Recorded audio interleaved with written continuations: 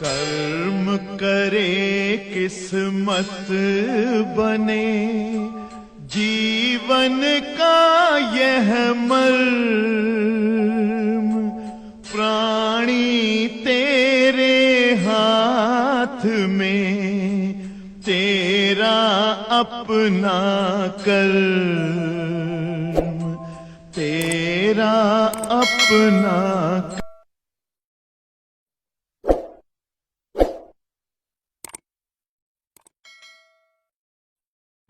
प्यारे बच्चों, हम सभी लोग एक बहुत ही महत्वपूर्ण टॉपिक पढ़ना शुरू कर दिए हैं और उस टॉपिक का नाम है प्रतिरोध की माप करना। जैसा कि आप सभी लोग जानते हो कि हम लोग अगर फिजिक्स पढ़ रहे हैं तो फिजिक्स एक ऐसी साइंस है जो कि लॉर्ड केल्विन के द्वारा जिसे कहा गया है physics is the science of measuring. भौतिक विज्ञान माप तौल के विज्ञान होती है, माने यह एक ऐसी विज्ञान है जिसके तहत हम पदार्थों की माप तौल करते हैं और माप तौल के लिए तमाम विधियां बनाते हैं, माप तौल की मापक यंत्र बनाते हैं, माप तौल की परिपाटी सेटअप करते हैं। और बच्चों, इसी तहत इस चैप्टर में जिसका नाम है सरल परिपथ, सिंपल सर्किट किरचॉफ के नियम, इस परिपथ में मैंने आपको वैद्युत प्रतिरोध की माप करना सिखाया कि वैद्युत प्रतिरोध कैसे मापा जाएगा। और प्यारे बच्चों, हम लोग पढ़ लिए कि वैद्युत प्रतिरोध की माप करने के कुल 4 तरीके या 4 प्रोसेस है। देयर आर 4 तरीका फॉर मापिंग वैद्युत प्रतिरोध इन आवर नेशन। इस पाठ में वैद्युत प्रतिरोध की गणना करने के या वैद्युत प्रतिरोध की माप करने के कुल 4 तरीके हैं, 4 विधियां हैं। हमने आपको समझाया वैद्युत प्रतिरोध की माप करने की सबसे पहली विधि है व्हीटस्टोन सेतु परिपथ के द्वारा वैद्युत प्रतिरोध की माप करना। दूसरी विधि है मीटर सेतु परिपथ के द्वारा वैद्युत प्रतिरोध की माप करना। और तीसरी विधि है पोस्ट ऑफिस बॉक्स के द्वारा वैद्युत प्रतिरोध की गणना करना। चौथी विधि है ओम के नियम द्वारा वैद्युत प्रतिरोध की माप करना। लेकिन बच्चों, हमने आपको बताया कि इसमें जो व्हीटस्टोन सेतु परिपथ के द्वारा वैद्युत प्रतिरोध की माप करने का तरीका है यही मेन है, बाकी सारे तरीके यही से उत्पन्न हुए हैं। इस तरह से हमारी आपसे चर्चा हो रही थी कि अगर वैद्युत प्रतिरोध की माप करना हो तो वैद्युत प्रतिरोध की माप के लिए कुल 4 तरीके हमको बताए गए। आपको समझाया बेटा, 2 दिन से पढ़ा रहा हूं कि वैद्युत प्रतिरोध की माप करने का सबसे पहला तरीका है व्हीटस्टोन सेतु परिपथ के द्वारा किसी वैद्युत प्रतिरोध की माप करना। दूसरा तरीका बताए थे मीटर सेतु, ध्यान दीजिएगा, मीटर सेतु परिपथ द्वारा चालकों का अज्ञात प्रतिरोध ज्ञात करना। और तीसरा, जैसा कि आप जान रहे हो, पीओ बॉक्स के द्वारा ज्ञात करना किसी चालक का अज्ञात प्रतिरोध।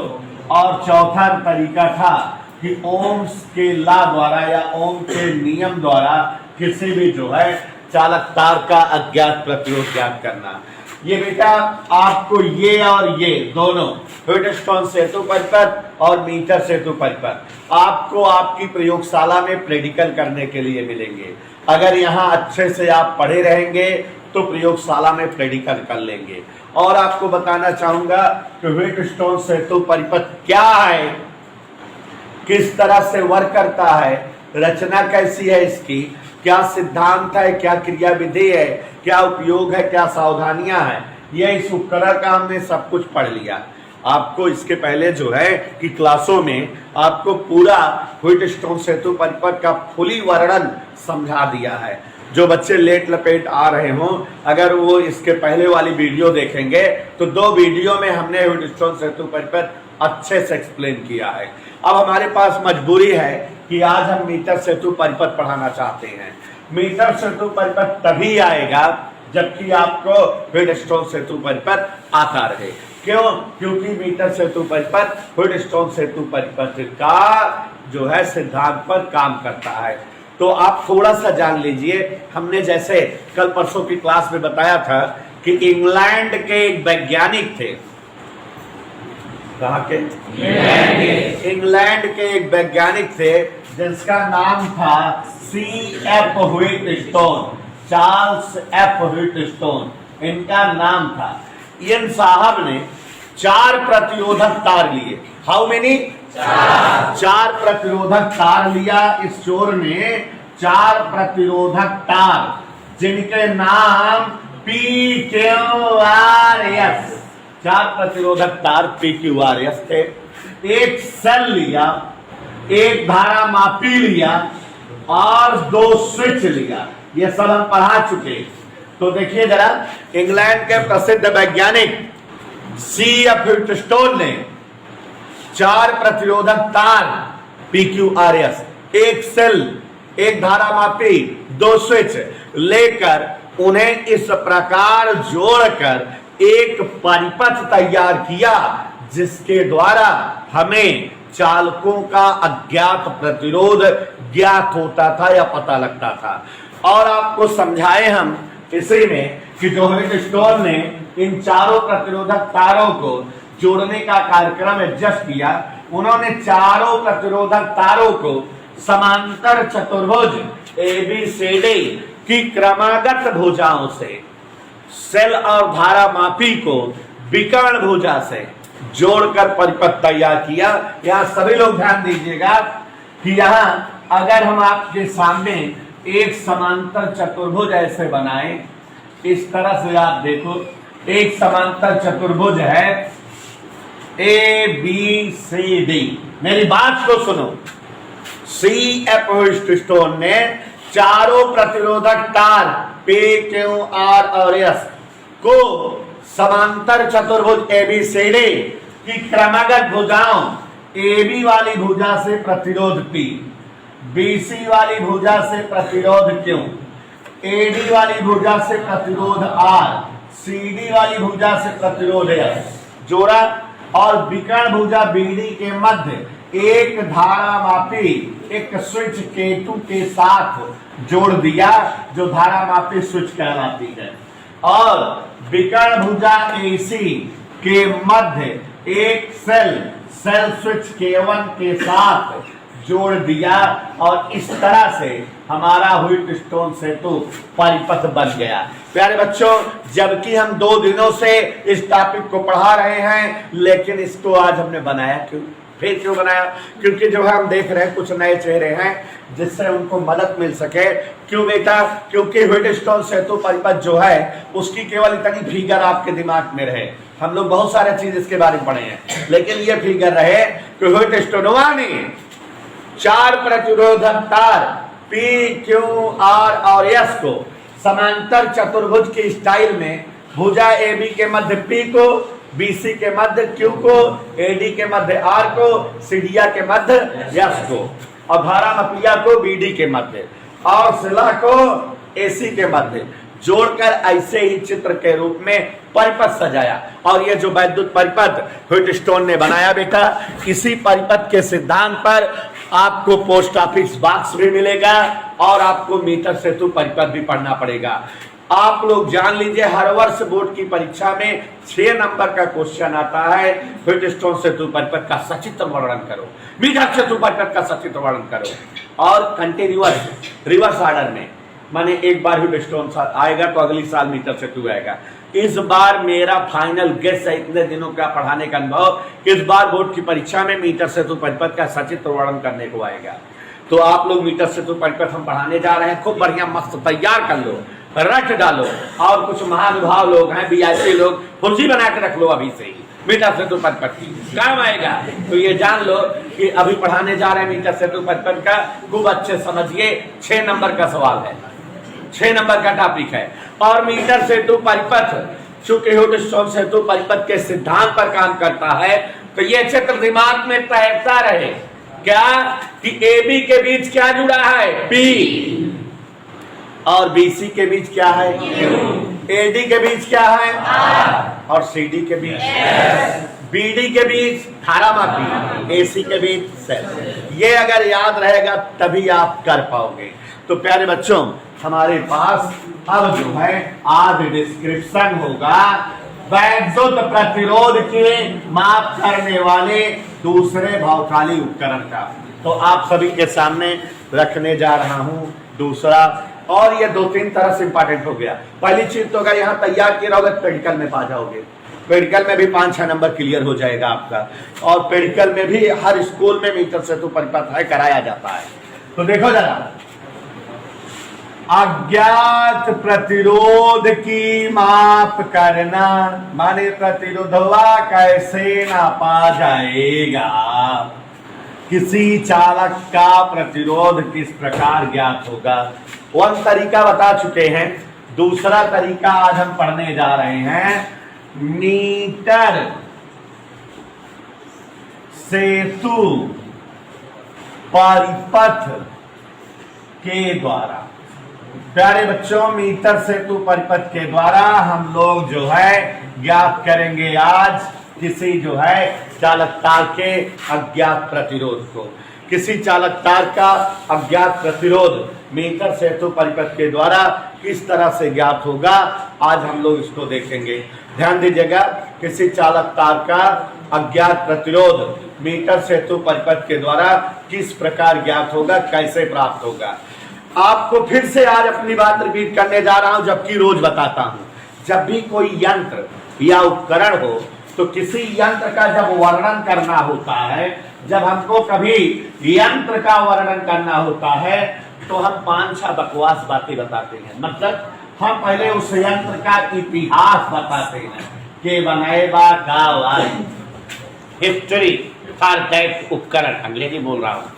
तो पहले उस यंत्र का इतिहास बताते हैं और फिर उसके बाद निश्चित तौर पर उस यंत्र का सिद्धांत बताया जाता है कि यह यंत्र फिजिक्स के किस फार्मूले पर या फिजिक्स के किस सूत्र पर बना है, फिजिक्स के किस सूत्र पर कार्य करता है। और प्यारे बच्चों, उसके बाद हम उस यंत्र की रचना माने उसकी फोटो बनाते हैं कि ले वैसे बनता है ये। और उसके बाद क्रिया विधि, इस उपकरण की क्रिया विधि माने एक कार्य कैसे करता है और उपयोग। और अगर पेडिकल वाला यंत्र होता है तो एक टॉपिक और जुड़ जाता है, साव की धानियां। किसकी धानियां?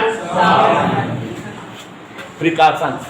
तो गौर फरमाइएगा, अगर हमें किसी भी यंत्र का डिस्क्रिप्शन करना है तो सबसे पहले हमको उस यंत्र से संबंधित इतिहास बताना होगा।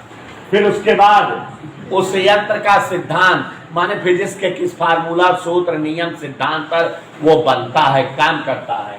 रचना, उसका डायग्राम, उसकी फिगर कैसी है। और उसके बाद क्रिया विधि, वर्किंग, वो कैसे काम करता है। और उसके बाद बेटा उपयोग माने उस यंत्र का क्या हमारी लाइफ में यूज है। सावधानियां, उस यंत्र का प्रयोग करने के दौरान हम क्या सावधानी रखेंगे। तो ये 5-6 चीजें माइंड में रहे, हम इन्हीं चीजों का डिस्क्रिप्शन करते हैं। तो चलिए, मीटर सेतु परिपथ हवा पहले समझा दे रहा हूं, फिर धनिया बकायदा फोटो में आ जाएगा भौकाल। सभी लोग यहां ध्यान दीजिए हमारी तरफ, सभी लोग। और बच्चों, प्यारे बच्चों, मीटर सेतु परिपथ, सबसे पहली बात यह है कि मीटर सेतु परिपथ व्हीटस्टोन सेतु परिपथ के सिद्धांत पर बना हुआ उपकरण है। प्यारे बच्चों, ये इतना सरल टॉपिक है जो इस बार बोर्ड परीक्षा में आएगा, फ्री में आपको नंबर दिला देगा, क्योंकि बेटा इसमें सही रचना और क्रिया विधि ही है। अगर हम इसका डायग्राम बना दें और आपको सिखा दें रचना इसकी, तो आप पूरा लिख डालोगे, पूरा कर डालोगे। क्यों? क्योंकि जैसे व्हीटस्टोन सेतु परिपथ में सिद्धांत का डेरिवेशन 3 स्टेप में हुआ था, तो यहाँ डेरिवेशन है ये नहीं है, यहाँ डायरेक्ट लिख देना है कि यह व्हीटस्टोन सेतु परिपथ के सिद्धांत पर काम करता है। माने इसमें P/Q बराबर R/S डायरेक्ट लगा देंगे, ठीक है। तो इसलिए ये उससे इजी होता है और ये इस बार आएगा, इसलिए रखिए। मीटर सेतु परिपथ, सबसे पहली बात कि मीटर सेतु परिपथ किसी चालक तार का अज्ञात प्रतिरोध मापने वाला यंत्र है। दूसरी बात कि यह एक ऐसा प्रतिरोध मापी यंत्र है जो व्हीटस्टोन सेतु परिपथ के सिद्धांत पर बना है, व्हीटस्टोन सेतु परिपथ के सिद्धांत पर कार्य करता है। यह एक ऐसा प्रतिरोध मापी यंत्र है जो व्हीटस्टोन सेतु परिपथ के सिद्धांत पर कार्य करता है।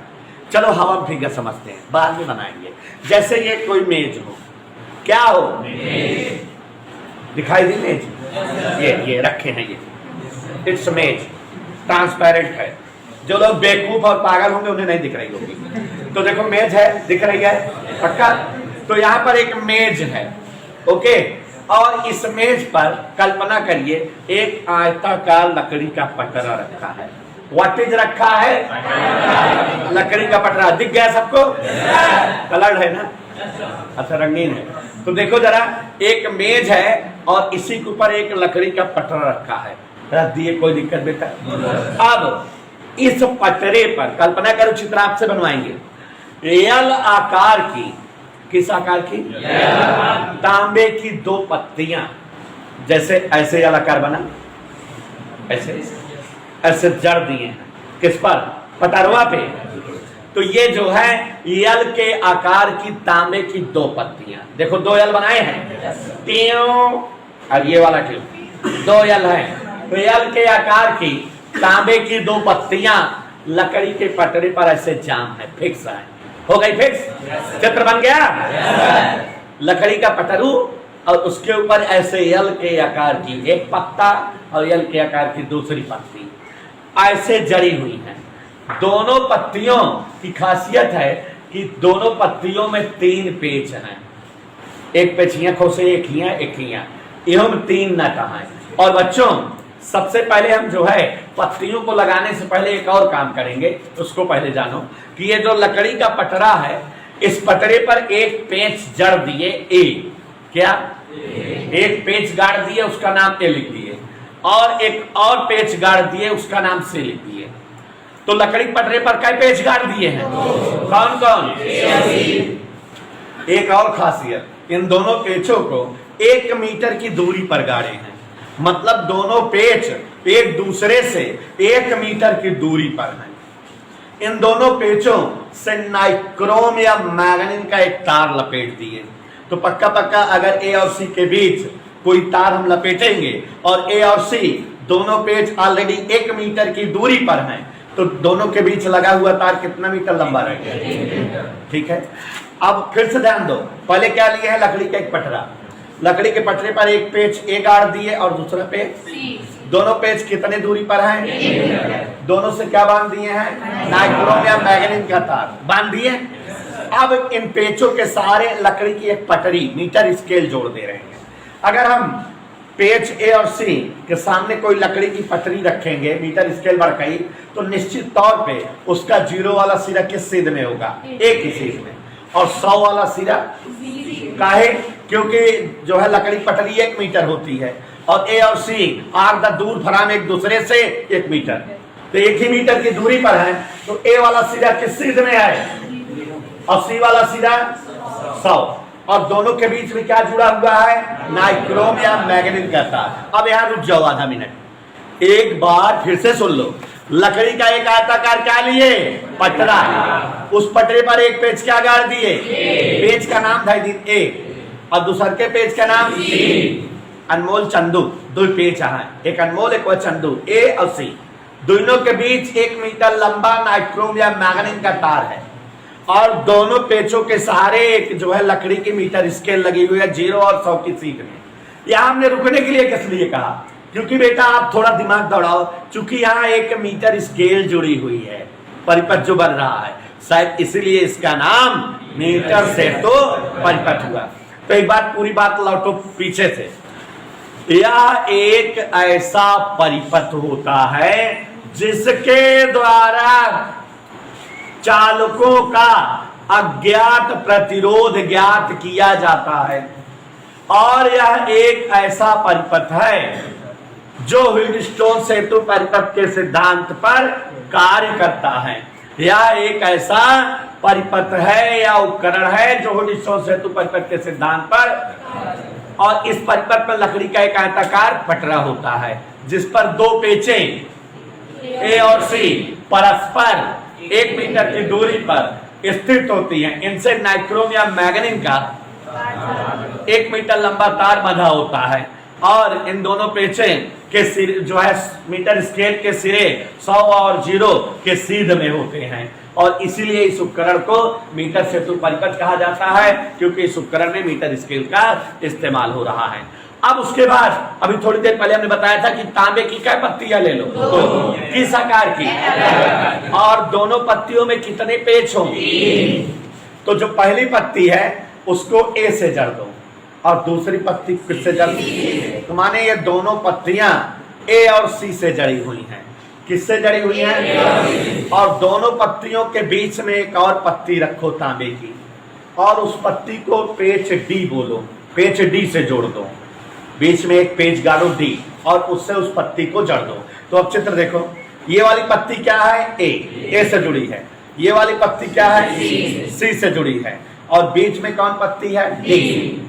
और उसके बाद बेटा इतना चित्र अगर बन गया तो अब हम ह्यूजेंस सेतु परिपथ के सिद्धांत पर ये कार्य करता है, तो इसलिए इसमें ह्यूजेंस सेतु परिपथ का सिद्धांत सेटअप करेंगे।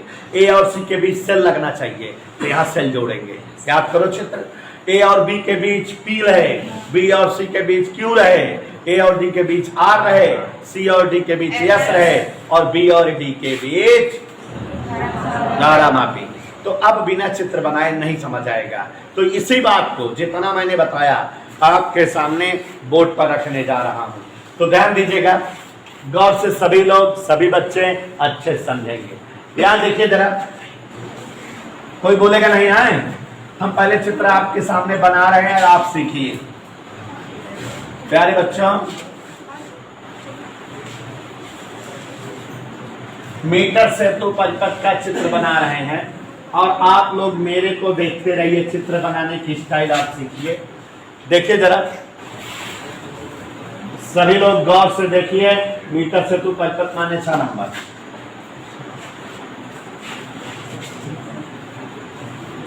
कोई बोलेगा नहीं, सभी लोग चित्र देखें।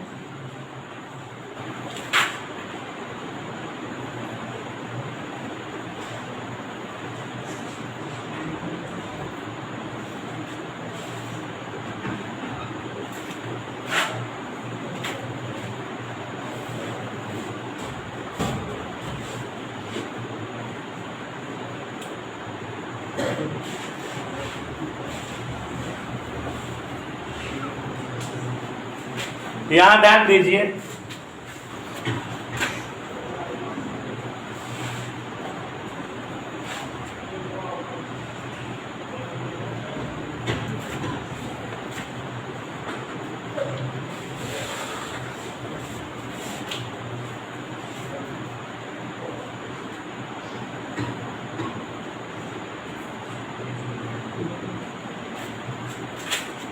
प्यारे बच्चों, अगर चित्र देख रहे हो तो आप सभी लोग ध्यान से देखिए।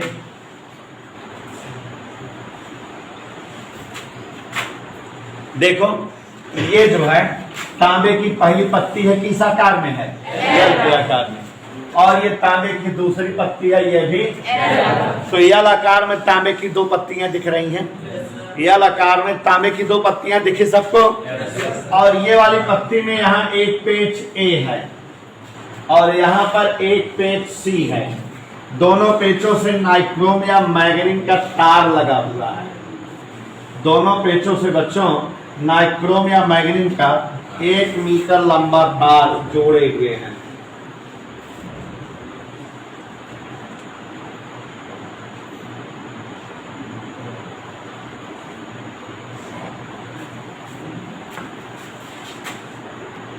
यहां ध्यान दीजिएगा बच्चों, ये तांबे की एक पत्ती यल ये है, तांबे की दूसरी पत्ती यल ये है, और दोनों पत्तियों में यहाँ एक पेच ए है और यहाँ एक पेच सी है। आप देख रहे हो कि ए और सी के बीच, चित्र में देखिए, ए और सी के बीच नाइक्रोम या मैग्नीन का 1 मीटर लंबा तार लगा हुआ है, सभी को दिखाई दे रहा है। और यहाँ बेटा जैसा बताए कि एक कोई मीटर स्केल इस तरह से ऐसे मीटर स्केल लगी रहती है, जिसके जो है 0 और 100 के चिन्ह की सीध में पेच ए और पेच सी होते हैं। ऐसे अगर आप लैब में प्रैक्टिकल करने जाओगे तो पटरिया जो है मेज में फिट रहती है। यहाँ बेटा 100 का चिन्ह है, बाकी ऐसे चिन्ह इस पे और बने हैं। चूंकि ये पटरी है मीटर स्केल, सभी लोग ध्यान दो, बड़ा मस्त चित्र समझ में आएगा। मेरे ख्याल से इतना सभी लोग बना लोगे और इतना सभी लोग समझ भी लिए, कठिन नहीं लगा। और बच्चों मीटर से तो परपेट अगर एग्जाम में आ जाता है तो आप 6 नंबर फ्री पा जाओगे, क्योंकि इसमें बायो वाले बच्चे भी पा जाएंगे नंबर, कोई डेरिवेशन या कोई मैथ की बात नहीं है।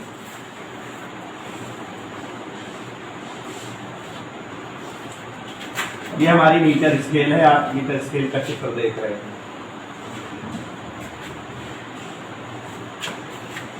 तो देखो बच्चों, मीटर से तो परिपथ एक ऐसा उपकरण है जिसके द्वारा चालकों का अज्ञात प्रतिरोध ज्ञात करते हैं। ये आप अपने आप रख उठना चाहिए। और मीटर सेतु परिपथ व्हीटस्टोन सेतु परिपथ के सिद्धांत में काम करता है। मीटर सेतु परिपथ में 2 पेच ए व सी होती हैं, जिनसे 1 मीटर लंबा नाइक्रोम या मैग्नीन का तार फिट रहता है, बंधा रहता है। और बच्चों इस जो है जो तार ये फिट है, इसके सहारे से एक जो है क्या लगी हुई है, मीटर स्केल, जिसके 0 के सीध में ए है और 100 के सीध में सी है। तांबे के इन दोनों पत्तियों के मध्य में तांबे की एक और पत्ती होती है जो पेच डी से संबंधित रहती है, या जो है उस पेच डी से तक पटरे पर फिट रहती है। हर पत्ती में, तांबे की तीनों पत्तियों में 2 पत्तियां एल के आकार में है और दोनों पत्तियों के बीच में तांबे की एक और पत्ती है। हर पत्ती में, प्रत्येक पत्ती में कुल 3 पेच होते हैं। कुल कितने पेच होते हैं? 3। एक ये दिखाई दे रहा है, एक यहाँ, एक जैसे यहाँ बना दिए। कै पेच हो गया इस पत्ती में? 1 2 3 पेच। और इस पत्ती में भी देखो 1 2 3 पेच। इस वाली पत्ती में भी बेटा 1 2 3 पेज। अब आप थोड़ा सा चित्र समझिए और फिगर को समझने का प्रयास करिए। ये पूरी पत्ती को हम पेज ए समझेंगे और इस पूरी पत्ती को क्या समझेंगे, और इस पत्ती क्या समझेंगे, पेज डी।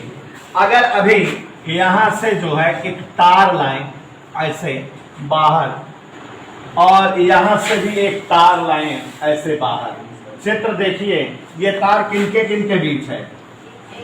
ए और सी के बीच। चूंकि यह परिपथ किस सिद्धांत पर काम करता है? व्हीटस्टोन सेतु परिपथ के सिद्धांत पर। तो निश्चित तौर पर पेच ए व पेच सी के मध्य सेल जुड़ेगा। क्या जुड़ेगा? व्हीटस्टोन सेतु परिपथ में याद करो, ए और सी के बीच क्या था? सेल था। तो यहाँ ये पेच, ये पत्ती ए से एक तार लाए और एक जो है सी से लाए, दोनों के बीच में एक सेल जोड़ दिए सेल स्विच केबल के साथ। और ये इस तरह से जो है यहाँ पर धारा नियंत्रक है, और ये हमारा इतना परिपथ कंप्लीट हो गया। इतना परिपथ कंप्लीट हो गया बेटा। अब उसके बाद ये पत्ती डी पेच का काम कर रही है और ये पत्ती ए और डी के बीच क्या होता है? ए और डी के बीच जो है मार्को करेंगे, ए और डी के बीच प्रतिरोध आर होता है। तो यहाँ बच्चों एक प्रतिरोधक बाक्स लाया जाता है। क्या लाया जाता है? प्रतिरोधक बाक्स। ध्यान से देखिए, एक प्रतिरोधक बाक्स है जिसमें कई सारे प्रतिरोध भरे रहते हैं, और इसे जो है हम यहां से जोड़ देते हैं ऐसे, और यहां से जोड़ देते हैं ऐसे। तो ये जो है प्रतिरोधक बाक्स प्रतिरोध आर का काम करता है। किसके किसके बीच संबंधित है? चित्र देखो, ए और डी के बीच।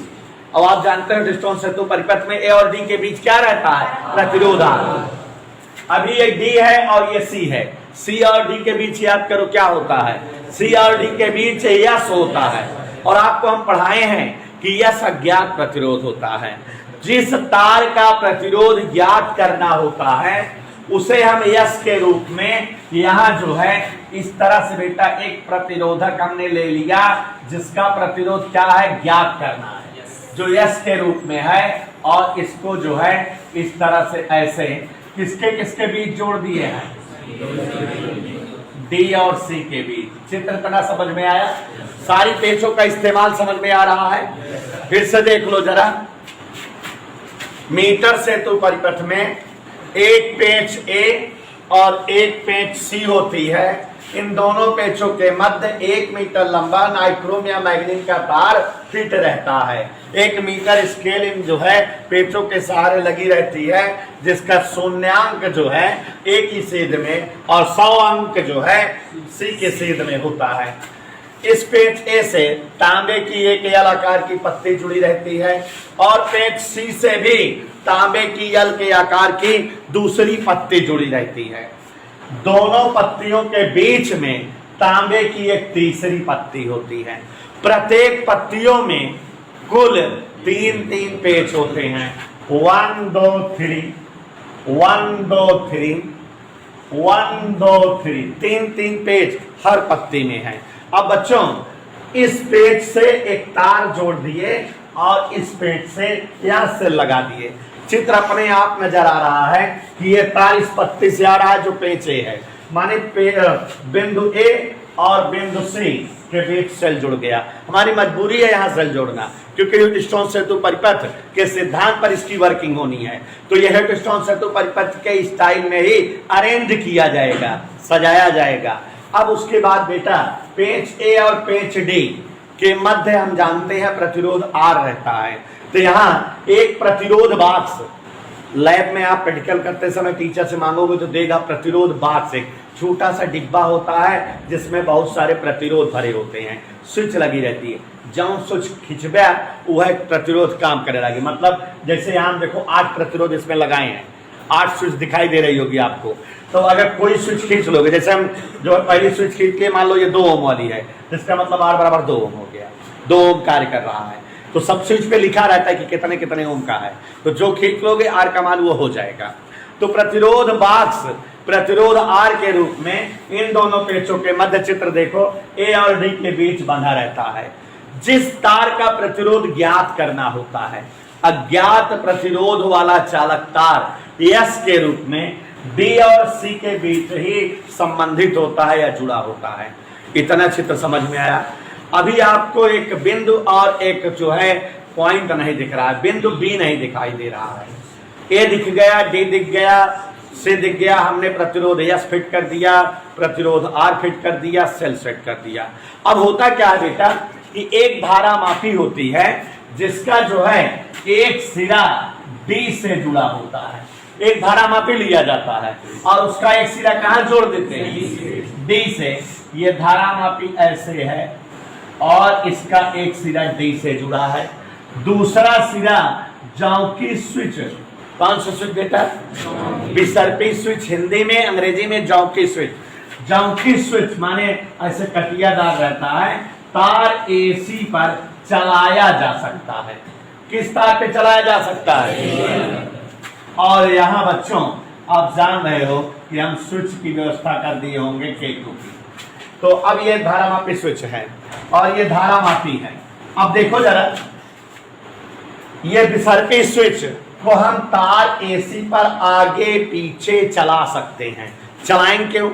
क्योंकि हमको धारा मापी में शून्य विक्षेप की स्थिति लानी है। धारा मापी में क्या लाना है? अगर बच्चों हम किस विसर्पी स्विच को इधर खींचते जाएं तो ये इंडिकेटर विक्षेप दिखाता रहेगा, उधर खींचते जाएं तभी विक्षेप दिखाता रहेगा। इस विसर्पी स्विच को इतना इधर या उतना उधर कर दो कि ये धारा मापी में विक्षेप क्या हो जाए? शून्य। तो अगर धारा मापी में विक्षेप शून्य दिखाई देने लगे, माने तीर एकदम सीधा सीधा दिखने लगे, तो जिस जगह विसर्पी स्विच A और C को टच कर रही होगी वही स्थिति बिंदु B होगी। बात समझ में आई? अगर हम परिपथ ऐसे एडजस्ट कर दें और इतना परिपथ एडजस्ट करने के बाद विसर्पी स्विच को तार AC पर चलाएं और जिस स्थान पर धारा मापी में शून्य विक्षेप प्राप्त हो जाए वह स्थिति जॉकी स्विच की तार AC पर कौन सी स्थिति होगी? B। सेतु तो हमारा संतुलित हो चुका है और अब हम प्रतिरोध की गणना कर लेंगे। कैसे? ये बिंदु बी आ गया बेटा, और जो बिंदु बी आया, चूंकि यहाँ स्टार्ट एसी के सहारे मीटर स्केल लगी है, तो यहाँ बी की कंडीशन पता लग जाएगी, कै सेंटीमीटर पे बी यहाँ है, बी की नाप पता लग जाएगी। तो यहाँ ए से बी की नाप मान लो यल है, कितना है बेटा, मतलब 20 सेमी है, तो मान लेता यल से। तो अपने आप बी से सी के नाप का हो, बता दीजिए कितना होगा, 100 minus L, is that okay. तो ए से बी तक यल है, बी से सी तक क्या है। और अब बच्चों एक बड़ी काम की बात समझिएगा, आपको पता है कि ये किस सिद्धांत पर काम कर रहा है, व्हीटस्टोन सेतु परिपथ के सिद्धांत पर। और व्हीटस्टोन सेतु परिपथ में ए और बी के बीच